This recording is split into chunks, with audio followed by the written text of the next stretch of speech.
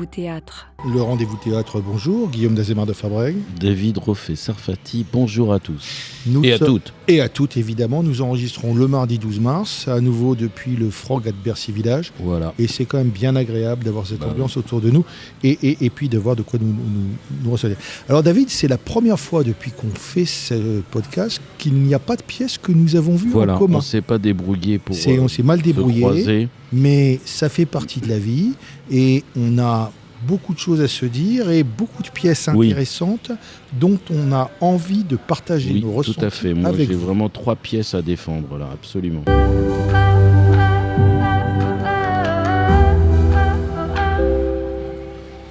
Alors David, à tout seigneur, tout honneur, je vais te parler du Cid que Frédéric Lazzarini formidable. a mis J'adore. en scène à l'Artistique.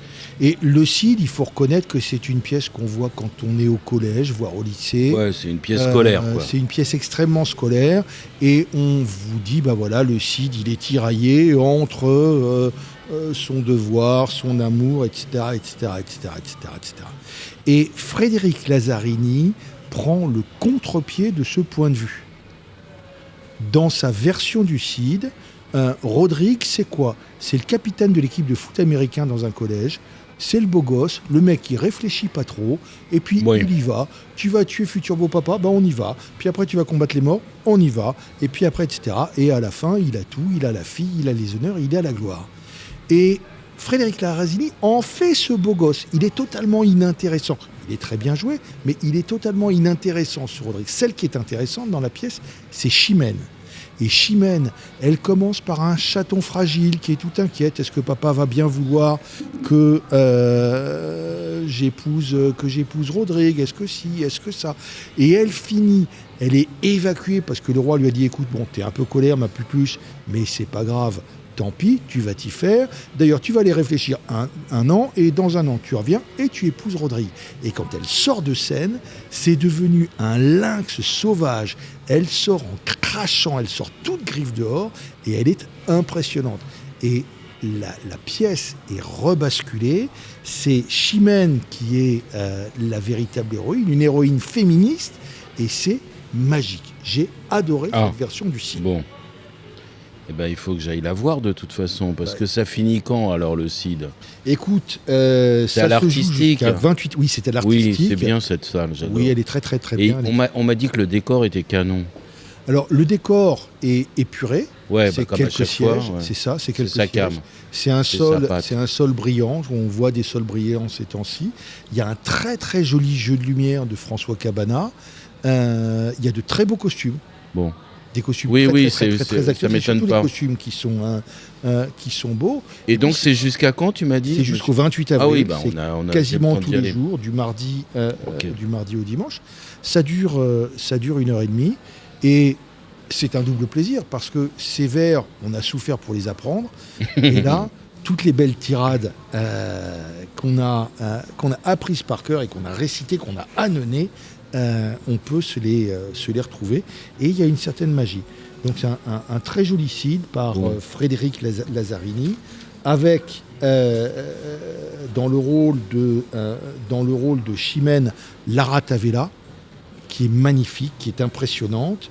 Rodrigue, c'est Arthur Guesnec, et à nouveau, il faut envoyer pour donner ce rôle intéressant. Et puis tu as Cédric Collat, qu'on voit souvent dans les productions de l'Artistique, en particulier, si tu t'en souviens bien, on le voit dans L'Os à moelle. Et il donne un Don Gomez et un roi, donc le père de Chimène et le roi, et on dirait Serpentard dans Harry Potter. On dirait un Serpentard. Oui, il est très physique, il est très athlétique, ce comédien. Va voir. Et maintenant, convainc-moi d'aller voir Nora Nora. Oui, alors, non, moi je peux te parler effectivement de Nora Nora Nora. Nora Nora Nora, c'est rien d'autre qu'une adaptation, en même temps très fidèle, de la Nora d'Ibsen, c'est-à-dire d'une maison de poupée La maison de poupée, donc. De Henrik Ibsen. Voilà, alors donc c'est l'histoire d'une femme, une sorte d'épouse modèle qui va, pour faire soigner son mari et pour le sauver de la neurasthénie, elle va signer un faux papier. Et quand il s'en rend compte, au lieu de la remercier, au lieu d'être complice avec lui, au lieu d'être dans une empathie et dans une louable camaraderie avec sa femme, son épouse, il va quasiment la répudier. Voilà. Donc ça, c'est l'histoire d'Ibsen. C'est une histoire très dure. Ibsen, il faut le savoir, il est très féministe. Quoi ? Ibsen, c'est rarement drôle. Oui, c'est rarement drôle, c'est tragique.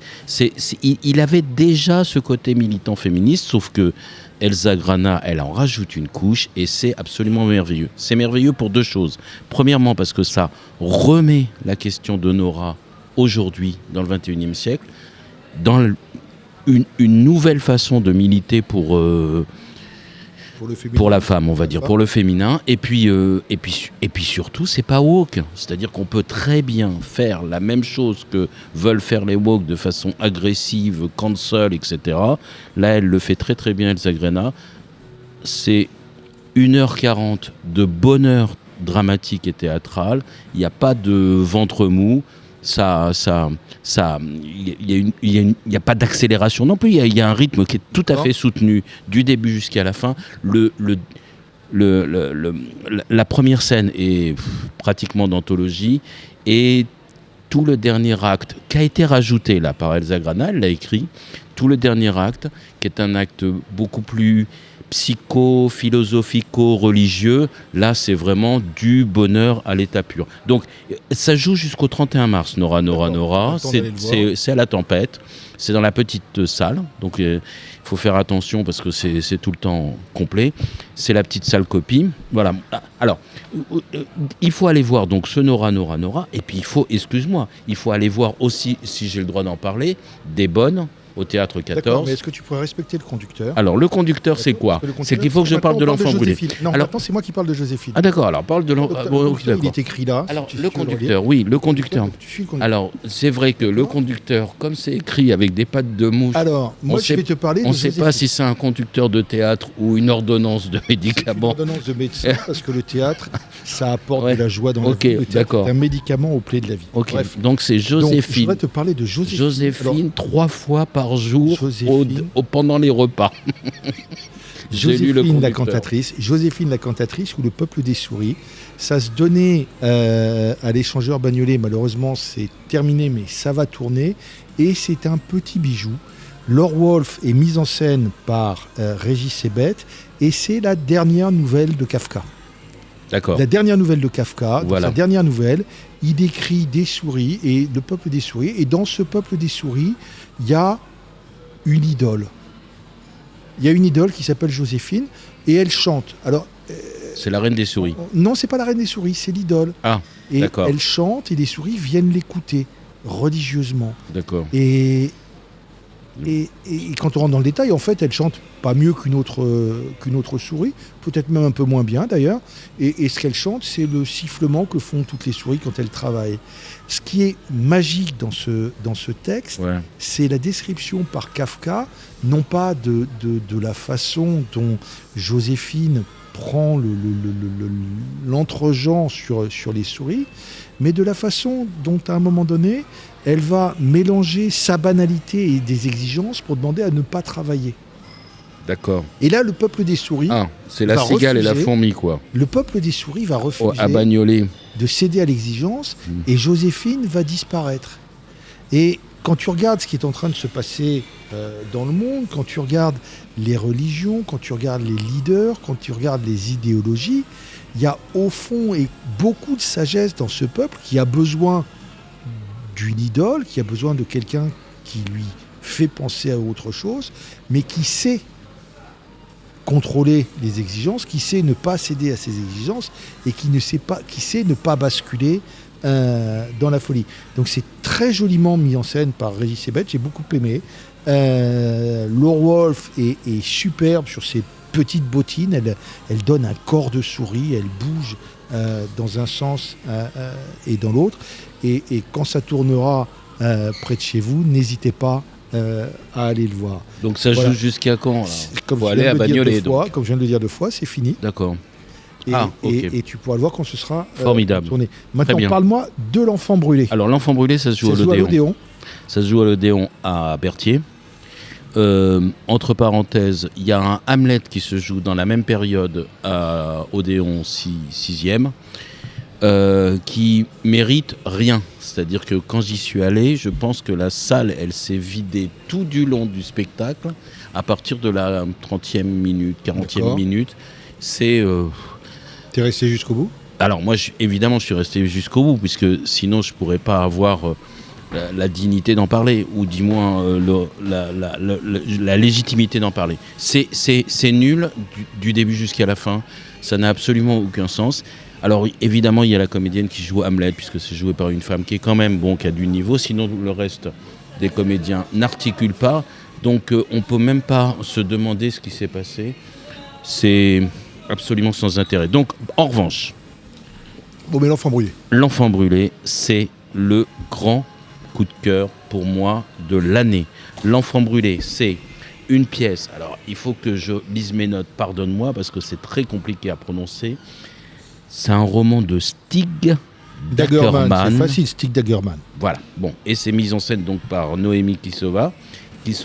Et c'est l'histoire d'un fils qui, à 20 ans, perd sa mère et qui, lentement mais sûrement, voit son père, pendant qu'il voit son père en train d'essayer de lutter contre le deuil et refaire sa vie, et ben cet ado va lentement brûler de l'intérieur. Il va rencontrer la folie, il va rencontrer l'inceste, il va rencontrer la colère, il va rencontrer la neurasthénie. C'est merveilleux, c'est intelligent, c'est magnifiquement bien joué. Ils sont combien sur scène ? Ils sont 5 sur scène, dont un chien qui est dressé et qui fait un travail, enfin disons sa dresseuse fait un travail absolument gigantesque. C'est-à-dire que le chien à lui tout seul est un bonheur de théâtre. Tu as vu la cérémonie des Oscars. Tu sais que maintenant un chien peut être un héros aux Oscars. Ah, je ne savais pas. Ah oui ? Je ne suis pas très cinéma. Tu n'es pas très cinéma ? Ah, d'accord. Bah, renseigne-toi. C'est le chien de quel film alors ? Du film français de Justine Triet. Ah, d'accord, parce que... Ah oui, tout à fait. Anatomie d'une d'accord. chute. Sauf que là, ce que fait le chien dans Anatomie d'une chute, il le fait devant une petite équipe et puis quelques caméras. Là, ce chien, il le fait tous les soirs devant 800 personnes. Et il est Et c'est le même chien tous les soirs ? Ah, bonne question, j'en sais rien. La fois où j'y suis allé, je ne sais même pas dire si c'est un chien ou une chienne. En tout cas, il fait un travail remarquable. Mais... Au-delà de ça, ça illustre l'immense qualité de ce spectacle qui est édifiant, qui est intelligent, qui est magnifiquement bien interprété, qui est mis en scène avec une scénographie au cordeau. Enfin, vraiment, l'Odéon peut... L'Odéon est capable de tout. Voilà, exactement. Est capable du meilleur comme du pire. Donc, le pire, c'est Hamlet. Le meilleur, c'est l'enfant brûlé. Enfin, le meilleur. Un des meilleurs, parce qu'il arrive bientôt, le Don Juan de Masha Makeyev. On l'attend avec impatience. Il y a la reprise des Jours de joie de Arne Ligre, mis en scène par Braunschweig. Ça aussi, on l'attend avec impatience. Donc, tout ça pour dire que Odéon, non. Odéon fait toujours du très très bon, et puis, sauf exception, et l'exception c'est ce Hamlet-là. Est-ce que je peux parler des bonnes tout à l'heure 14 D'accord, ok. Tu pourrais suivre alors le conducteur, oui, j'ai toujours rien compris au conducteur. Alors là, c'est quoi ? C'est l'antibiotique une fois le matin, une fois le soir. Je te parle du cri. Oui, parce que c'était au théâtre Darius Milhaud. Oui, oula. Dans le 19e arrondissement. Oui. Oui, je retourne au Darius Milhaud. Et c'est une pièce d'une dame ou d'une demoiselle qui s'appelle Hélène Dieulo. C'est la prolongation de son projet d'écriture de fin d'études. Donc ça a tous les défauts d'une pièce qui est un projet de fin d'études. Il y a des excès, etc., etc. Donc ça, on va lui pardonner tout ça parce que c'est sa première pièce. Et Le Cri, c'est l'histoire d'une famille qui grandit dans une cave, ou en tout cas dans une pièce fermée, avec pour seul contact avec l'extérieur un garde, et on va petit à petit découvrir l'histoire de cette famille. On voit que les filles vont être emmenées à but reproductif à l'extérieur, on voit que les enfants vont être les garçons vont être pris pour faire de nouveaux gardes, mais surtout, on voit comment la soumission à des règles qui pourraient être par ailleurs des règles religieuses se transmet de mère en fille, alors que la révolte se transmet de grand-mère en petite-fille. D'accord. C'est-à-dire que les mères éduquent leurs filles pour être soumises aux règles, pour être soumises à tous ces éléments qu'on leur dit de faire. Et on peut faire des parallèles avec beaucoup de choses dont on peut être témoin dans la presse. Et comment, au contraire, ce sont les grands-mères qui portent la révolte et qui vont la léguer à leurs petites filles. Et j'ai beaucoup aimé... Alors ça se joue jusqu'à quand? Ça se joue jusqu'au 26 mars au Théâtre Darius Milhaud. Ça se joue mardi à 19h. Et surtout, j'avoue que je suis impatient de voir quelle va être sa prochaine pièce. Donc la prochaine pièce d'Hélène Dieulo. Alors moi je peux parler des bonnes ou pas? Maintenant. Alors est-ce que je peux parler des bonnes? J'ai une bonne surprise pour toi. Oui. C'est le moment que je peux parler des bonnes. Parce que franchement, les bonnes, c'est la surprise absolue. Parce que les bonnes, c'est une... D'abord c'est la pièce, il y a une magie dans cette pièce. Bon, enfin, en tout cas, les bonnes, on va dire que c'est une pièce quasiment du répertoire. C'est souvent joué façon répertoire. Bon, en tout cas, moi, je me suis très très souvent ennuyé aux bonnes de Jean Genet. Mais là, Mathieu Touzé, qui est le metteur en scène, et le directeur du théâtre, et le directeur, enfin un co-directeur du théâtre, alors là, pour le coup, je savais qu'il adorait le théâtre, je savais qu'il adorait la mise en scène, et je savais évidemment qu'il adorait l'acting et les acteurs, mais là, il y a quelque chose qu'il adore aussi, que je ne savais pas, c'est la déconne. Il a créé les bonnes de Jean Genet, version nuageux et déconnade. Alors pour ça, je rappelle quand même l'intrigue rapidement. Rappelle un peu quand même le sujet des bonnes. Les bonnes, c'est un huis clos. C'est deux sœurs, qui jouent à la patronne et qui lentement vont glisser dans un délire vers quelque chose de dramatique, une fin dramatique. Je rajoute que la patronne, on la voit à un moment donné, que la patronne est jouée par Yu Ming-hye, qui est le bijou, qui est incroyable, qui est inoubliable, qui est anthologique.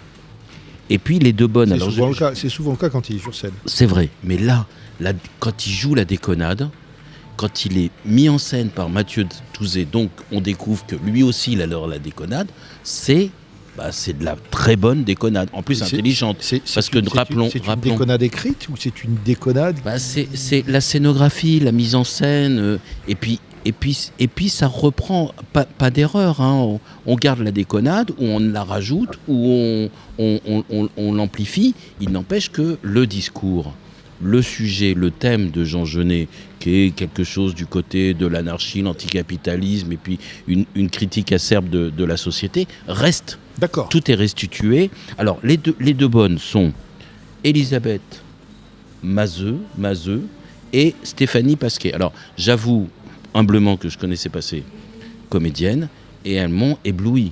Parce que, elles jouent très très bien ensemble. chacune d'elles fait une sorte de performance individuelle merveilleuse. Au milieu de tout ça, elles sont intrusées par...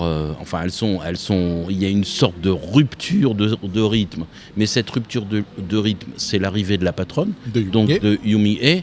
Enfin, autant dire que c'est une très bonne déconnade qui fait réfléchir et qui renvoie à quelque chose du répertoire et quelque chose de notre contemporain, de notre actuel, vraiment. Alors ça se joue jusqu'au 23 mars au Théâtre 14. On a le temps d'y aller. Attention, j'y suis allé, c'était complet. J'ai envoyé des potes y aller. Ils ont été obligés de changer de date parce que c'était complet. Attention. Oui, enfin voilà. Donc il se passe quelque chose. Il se passe quasiment toujours quelque chose au Théâtre 14. Mais là...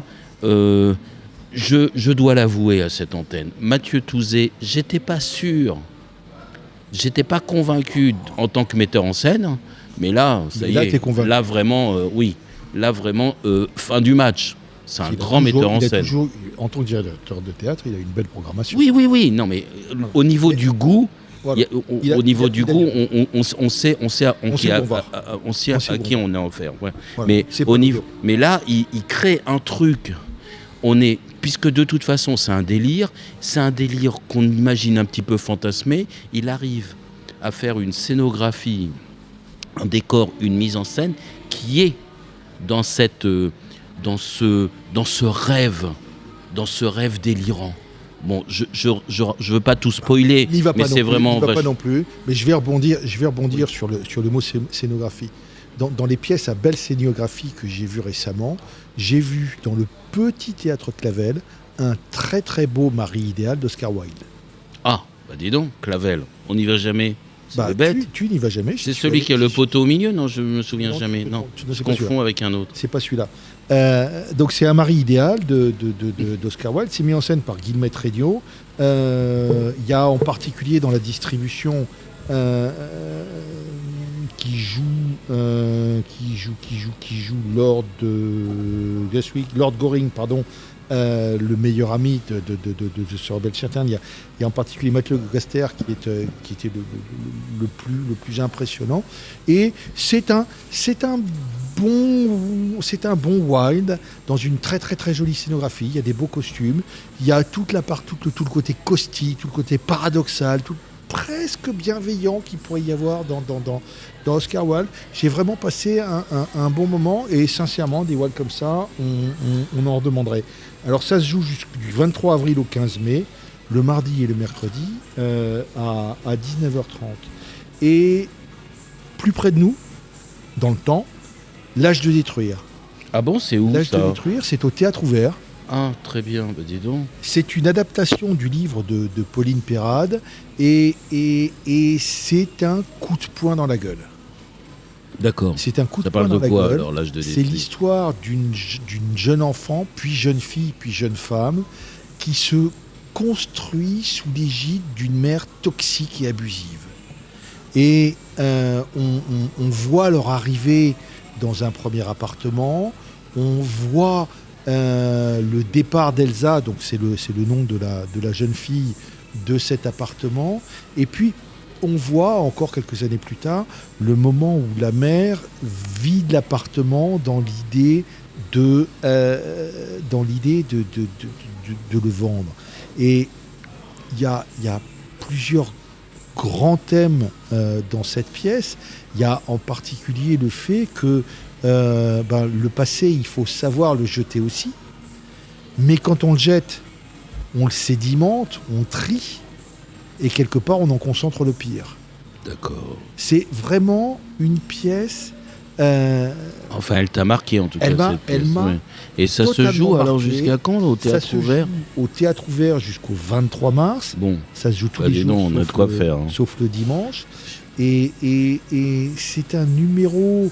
c'est pas un spectacle de théâtre au sens où l'on entend habituellement, c'est-à-dire que c'est un peu une lecture, il y a de la danse, il y a de l'acrobatie, c'est une sorte de kaléidoscope multiforme, et si tu y vas, mets-toi au premier rang, ou du moins au deuxième rang, au centre.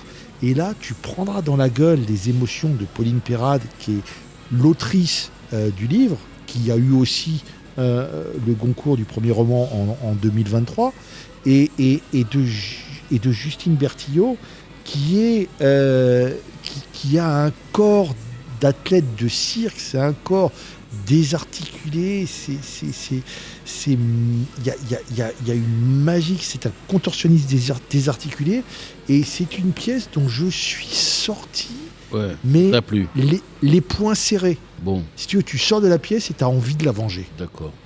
Bon. Même si à la fin, elle sait, je ne vais pas spoiler la fin, mais c'est vraiment un spectacle coup de poing dans la gueule. Et si tu trouves le temps d'aller le voir, va au Théâtre Ouvert. Donc c'est jusqu'au. Je vais aller voir le CID et puis je vais aller voir. Je vais essayer de voir.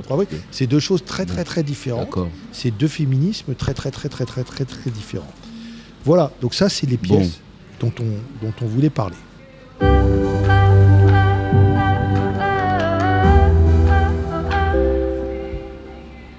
Alors David, dans les pièces que je vais aller voir... Ah, tu veux savoir mon programme ? Non, je ne peux pas savoir ton programme, Oui. mais il y en a une dont je sais qu'on ne va pas être d'accord avant même que je l'ai vue. Oui. C'est le Malade imaginaire. Ah bah non, il ne faut pas aller voir le Malade imaginaire.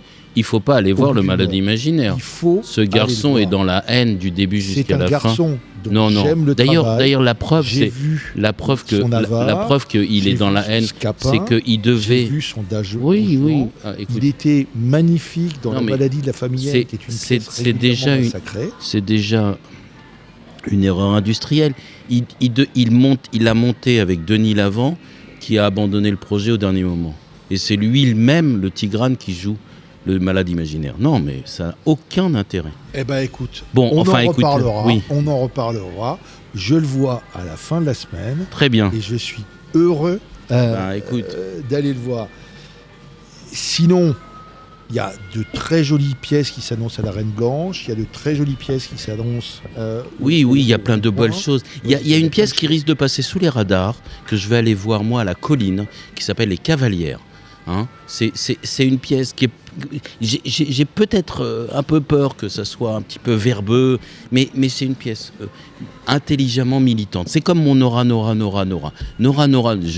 j'appelle ça mon Nora, parce que vraiment Nora, c'est le fait d'une femme qui s'appelle Elsa Grana.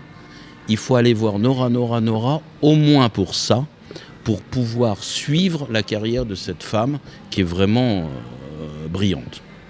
Et dans les pièces que je vais aller voir également, je vais aller voir Le Nom de Constance Debray.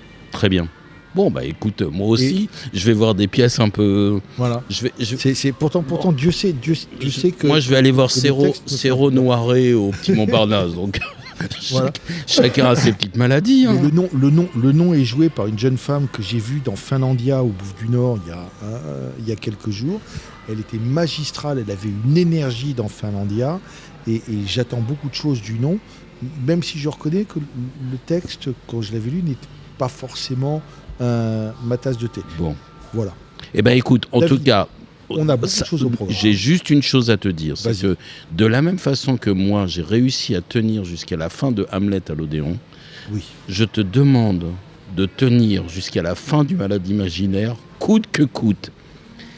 Et on se retrouve quand alors ? On se retrouve dans 15 jours. Ah, formidable. Et on sera normalement 4 autour. Oui, on a nos complices. À nouveau, de Tigrane Mekhitaryan, j'ai vu Le Scapin, j'ai vu L'Avare, j'ai vu le Don Juan, je l'ai vu par ailleurs jouer dans La maladie de la famille M.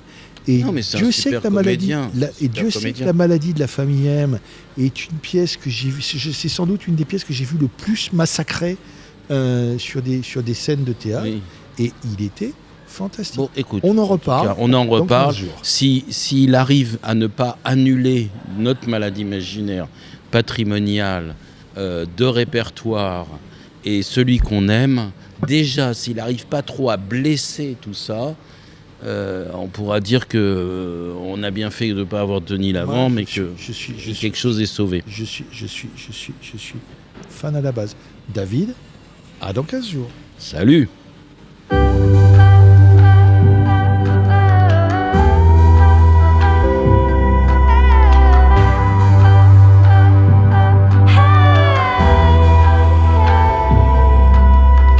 Le rendez-vous théâtre.